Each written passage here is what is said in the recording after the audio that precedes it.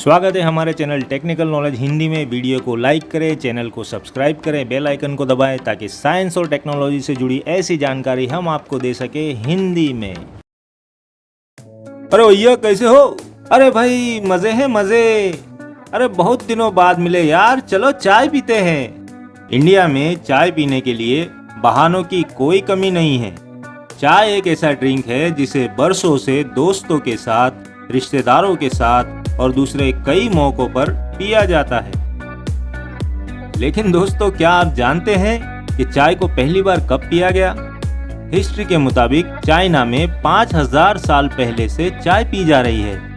ईसा से 2732 साल पहले एम्परर शेन नुंग के सामने गर्म पानी के प्याले में आसपास के कुछ पौधों के कुछ पत्ते उड़कर गिरे और पानी का कलर चेंज हो गया और खुशबू आने लगी।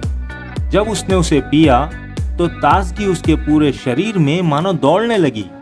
शेन नुंग ने उसका नाम चा रखा, जिसका चाइनीज में मतलब तलाशी लेना या पता लगाना होता है।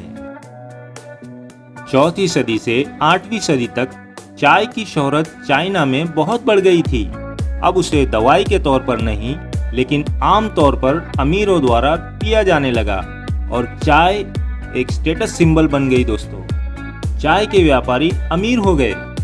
चाइना ने चाय को एक्सपोर्ट तो करना शुरू कर दिया था, लेकिन चाय को उगाने के तरीके को स्ट्रिक्टली छुपा कर रखा। 9वीं सदी में ही जापान के टूरिस्ट को तरोताजा कर देने वाली चाय के बारे में पता चला।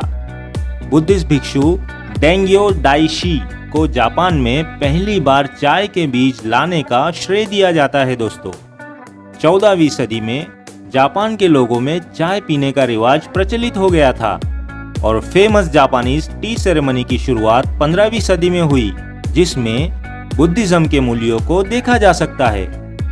जापान की ट्रेडिशनल रेसिपी से बनने वाली चाय को माचा कहा जाता है। शुरुआती दौर में चाइना में जो चाय थी वो ग्रीन टी थी, लेकिन उसे खराब होने से बचाने के लिए ज्यादा रखरखाव की जरूरत पड़ती थी। दोस्तों, 17वीं सदी में चाइना ने ग्रीन टी को फर्मेंट करके ब्लैक टी बनाने का तरीका ढूंढ लिया और ऐसा करने से चाय की क्वालिटी में भी कोई फर्क नहीं पड़ा। साल 1618 में चाइनीज ने रशिया के जार एलेक्सिस को चाय का तोहफा दिया और जल्द ही पूरे रशिया में चाय फेमस हो गई।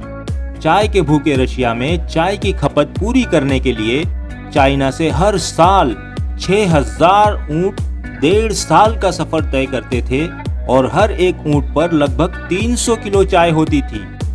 साल 1903 में ये ऊंटों के काफिले को फेमस ट्रांस साइबेरियन रेलवे ने रिप्लेस कर दिया और 1.5 साल की दूरी बस एक हफ्ते में तय होने लगी। पोर्तुगीज लोग साल 1610 में चाय पीने लगे थे, लेकिन इंग्लैंड को चाय का पता तब लगा जब साल 1662 में Portuguese princess Catherine of Braganza की शादी इंग्लैंड के किंग चार्ल्स II के साथ हुई। कैथरीन अपने साथ हाई क्वालिटी चाइनीज चाय का एक संदूक ले गई और अपने रॉयल फ्रेंड्स को चाय पिलाने लगी और जल्द ही पूरा इंग्लैंड चाय का दीवाना हो गया। अब तक चाय सिर्फ चाइना में उगती थी और चाइनीज चाय के बदले में चांदी मांगते थे और ब्रिटिशर्स के पास चांदी की काफी कमी होने लगी थी, तो उन्होंने इंडिया चाइना की बॉर्डर के जरिए चाइना में इल्लीगली अफीम की स्मगलिंग करवाई और बदले में चांदी हासिल की, जिसका इस्तेमाल वो चाय खरीदने में करने लगे। लेकिन साल 1839 में चाइनीज ऑफिशियल्स ने कैंटोन या ग्वांगझोउ में ब्रिटिश व्यापारियों के अफीम की 20,000 पेटियां, जिसमें 1400 टन अफीम था, उसे समंदर में डुबो दिया। दोनों तरफ से एक के बाद एक होने वाली कुछ घटनाओं के चलते 1 साल बाद ब्रिटेन ने हांगकांग में अपनी फौज भेज दी और बदले में चाइना ने ब्रिटेन को चाय देने से इनकार कर दिया। इधर साल 1823 में एक्सप्लोरर्स को असम में चाय के पौधे मिले।